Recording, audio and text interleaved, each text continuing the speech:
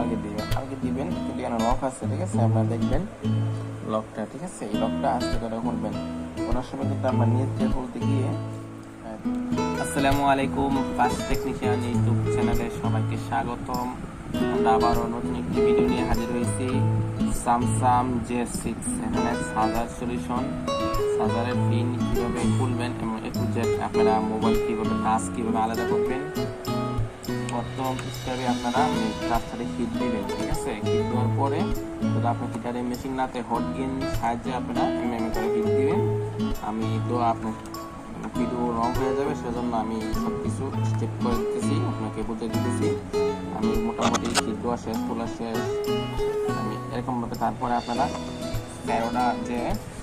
চারোটার দিকে, ঠিক আছে? চারোর দিকে আপনারা এরকমভাবে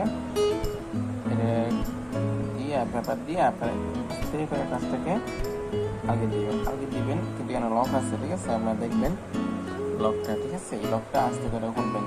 ওনার সময় কিন্তু আমরা নিচ দিয়ে খুলতে গিয়ে যে ডিসপ্লে এই লেবনটা কিন্তু আমরা ছিঁড়ে ফেলি, ঠিক আছে? সাবধানে কাজ করবেন।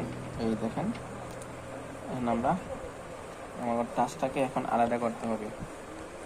আমার টাচটাকে এখন আলাদা করা হলো স্যামসাং J6, ঠিক আছে?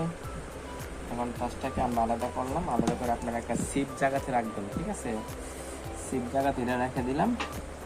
তারপরে এখন আমরা এটার যে নাটটা, সবই নাট আমরা স্টেপ বাই স্টেপ নাটটি খুলব। আপনারা ফার্স্ট টাইম কিন্তু যে কাজটাতে খুলবেন অনেক সাবধানে খুলবেন, ঠিক আছে? এটা খুলতে গিয়ে অনেক সময় কিন্তু শীত দিয়ে খুললে কোনো রিস্ক নাই, কোনো ঝামেলা নেই, ঠিক আছে? যাদের হিটের মেশিন নাই তারাই তো ঝামেলা পরে।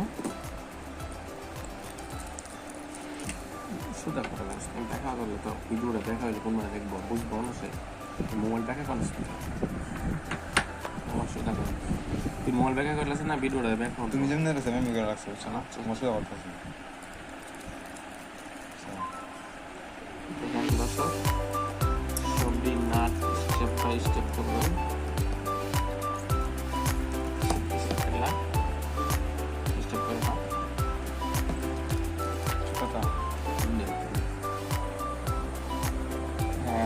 তারপরে নাটটি সবজি করলাম। তারপরে আপনারা নখের সাহায্যে আপনারা এরকমভাবে নখ দিয়ে, ঠিক আছে?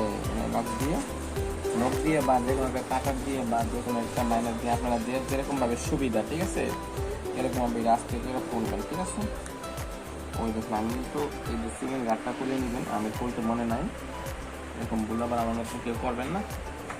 এই গাঁটটা কিন্তু খুলবে না, ঠিক আছে? গাঁটটা না খুললে সমস্যা।